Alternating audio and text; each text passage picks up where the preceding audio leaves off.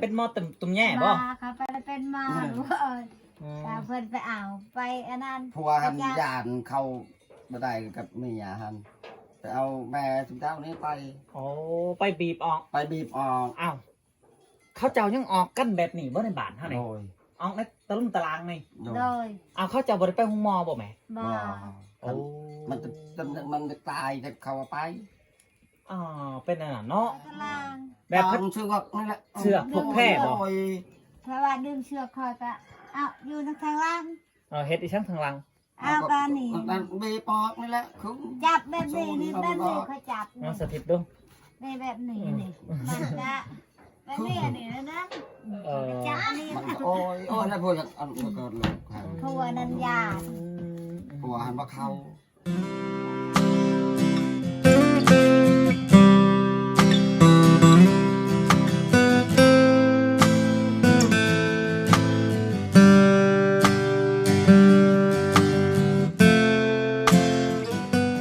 สวัสดีและสบายดีพอๆแม่ๆพี่ๆน้องๆ FC ทุกทานยินดีต้อนรับทุกทานเข้าสู่ช่องบาวลาหน่อยเนาะมื้อนี้บาวลาหน่อยก็ได้มาแม่แสงพอดมเนาะก็คือแม่แสงเด็กก็คือผู้ที่เพิ่นพ้นดินเขาตารางเฮือนเพื่อนำเงินไปซื้อข้าวกินเนาะสำหรับคลิปนี้ก็เฮาได้เดินทางมาหาเพิ่นแล้วก็ได้มาบอกเพิ่นเนาะว่ามื้อนี้น้ำป้าเพิ่นบ่ทันได้มาเนาะหรือว่าน้ำบาดาลเพิ่นบ่ทันได้มาเพราะว่าเป็นวันศีลหรือว่าวันพระเนาะก็คือพ่อแม่เพิ่นก็เตรียมว่า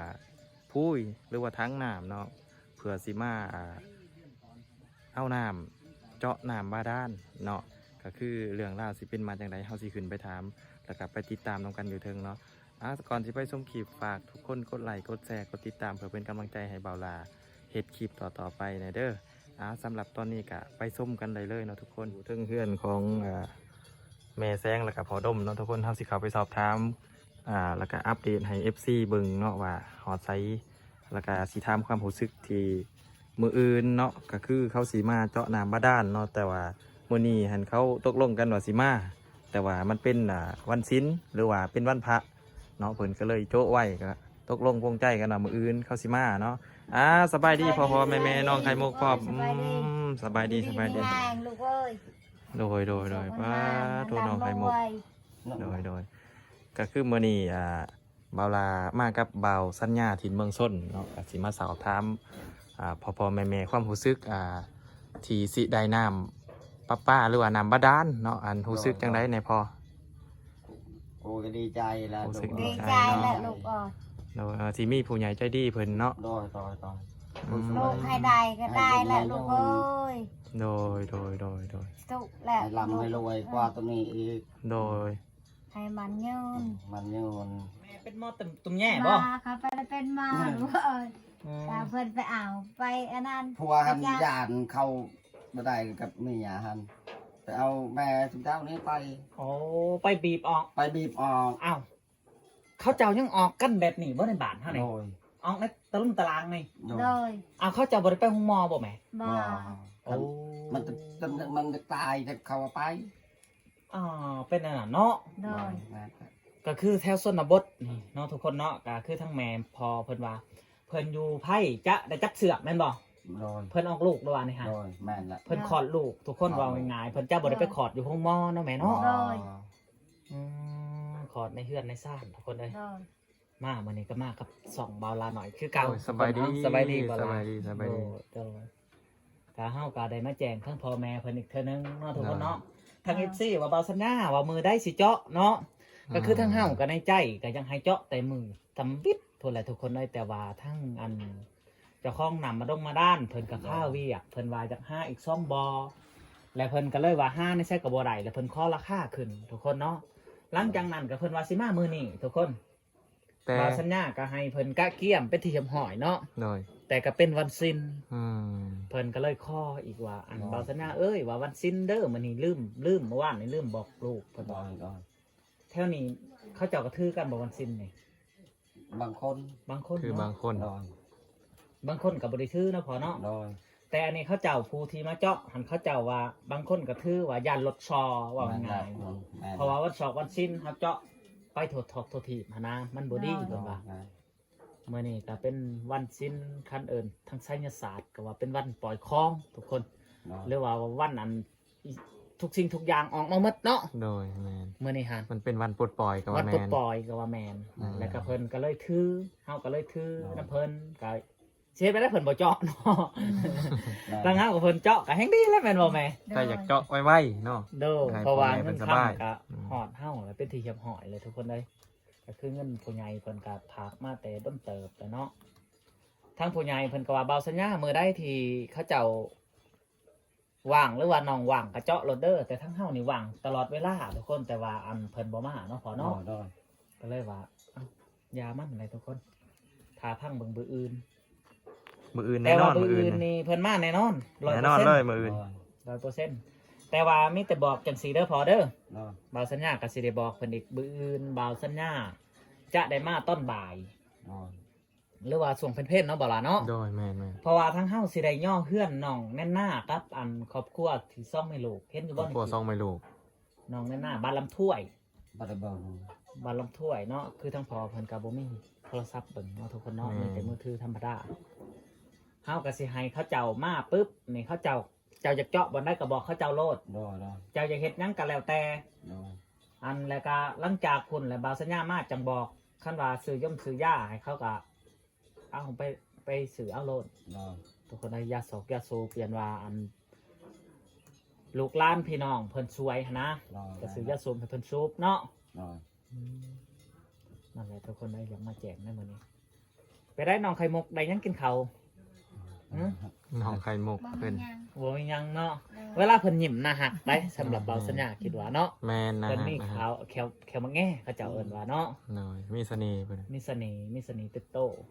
ไข่มุก มีเสน่ห์คือแม่เพิ่นนี่แหละเนาะ แต่อายุจักปีแหละ แล้วไม่ใช่ได้ลูกอ่ะ 14 14 ปี เมื่อนั้นนะแม่ว่าอายุเท่าไร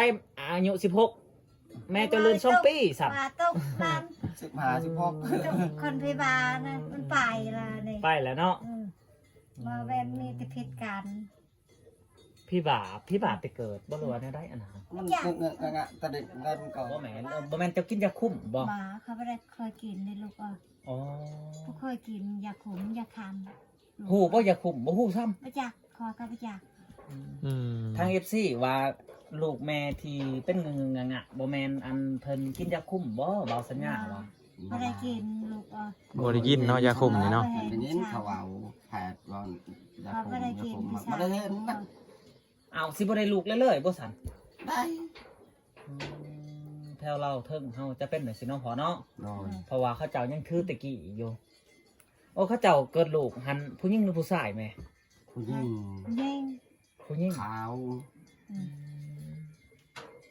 เกิดเมื่อคืนนี่ ตอน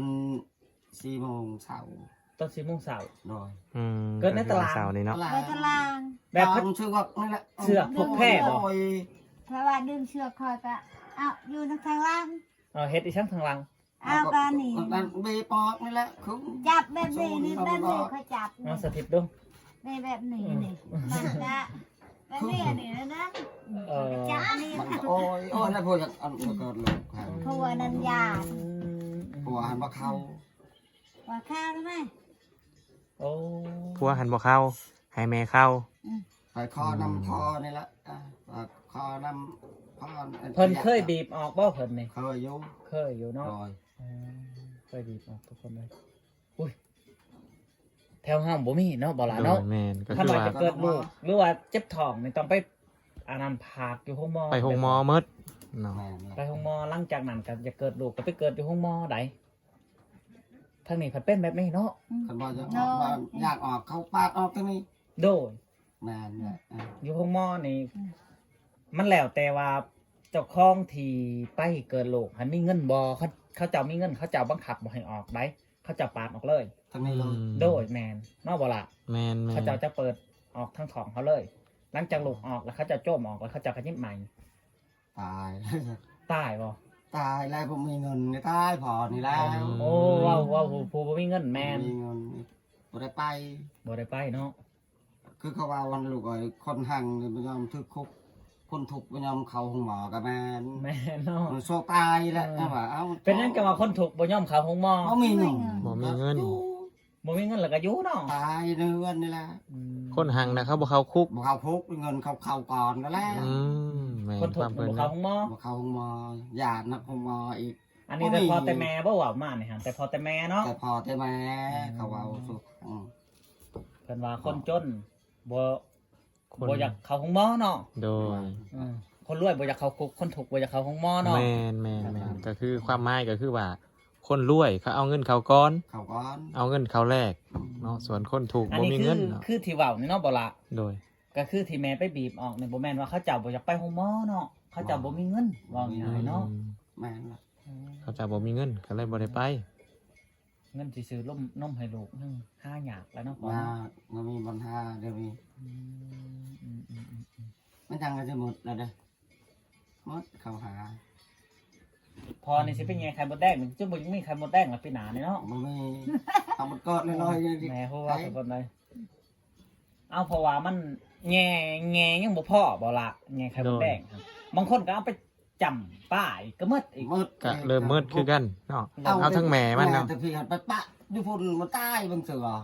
ป้ายยังบ่พอพอ ยังบ่พอ เอาไผ่แดกซะอีก อันนั้นแหละทั้งหมด โอ้ว่าเอาไข่มันแล้วมันหมักครบเบิ้งไผ่ตอยใส่เกี่ยงแซะนะฮะ อืม บัดมาปีหนามันบ่ได้มี บ่ นะ มีอันนี้มันบ่จักมีนะ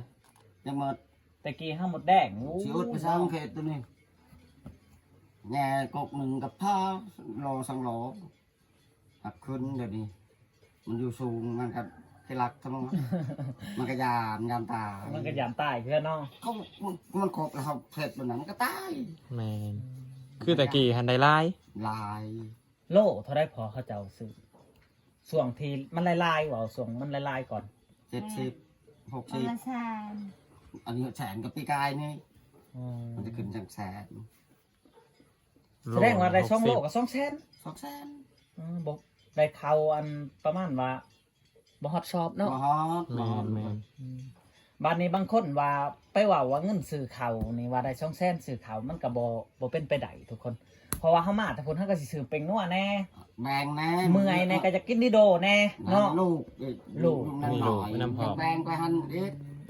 5,000คนนั้น5,000คนนั้น5,000มันก็จะหมดแล้วนะ อยากมืดเลยเนาะ หมดราคา อันพอลูกอยากถามแน่ว่าเศร้าไม่แกนมีบ่แถวนี้ บ่มีลูก บ่ได้ใหญ่ดอกซ้ำค่านี่หรือว่าซ้ำนี่ซ้ำเศร้าจังนี่ก็ได้อยากได้จัก2 เม็ดอยากได้คูหนึงอยากมาเฮ็ดเช่านำมาด้านเจ้านี่นะ 2 เม็ด โดดในกุ้งก็ตามว่าแต่ไม่แกน มันร้อนฮัน มันร้อนได้ข้าบ่ร้อนบ่เอาแล้วเว้า บ่ร้อนมันก็ดอกแล้วไม่กุ้ง แม่นต้องเอามัน ต้องเอามา ร้อนๆเนาะแข็ง อยากมามุ่งนำมาด้านให้เจ้า จะน้อยจังพอสิไปหาเบิ่ง ไปหาเด้อพอเด้อ รอย ไปหาแหละคันพ่อตัดมาได้กับพาลูกพาเต่าตัดมา แบก แบกมาบ่ แบกแล้ว2 คน กับไผ กับลูก โดอย่าว่ากับอายะบ่เอาได้ อยากมาไปอยากมันเมื่อย เมื่อยเนาะ บ่ได้อยู่บ่ได้เช้า ทุกคนเลยไปได้แล้วหรือบ่อันเฮือนเฮาก็ลืมถามทุกคนเลย ยัง บา บ่ ง เนาะ ยังปะไว้ก่อนคือว่าเขายังเหนื่อย อ๋อยังนิดนึงเนาะ บอลเขาจะเทว่าเป็น โอ้ ไง นินตลาดมัน ที่เรือหันแล้วหมดเนาะ โดย ๆเพิ่นคนดินบ่ คนดิน โอ้ จำ เพิ่นคนดินเนาะพี่น้อง ตารางตัวนั้นบางสาย อืม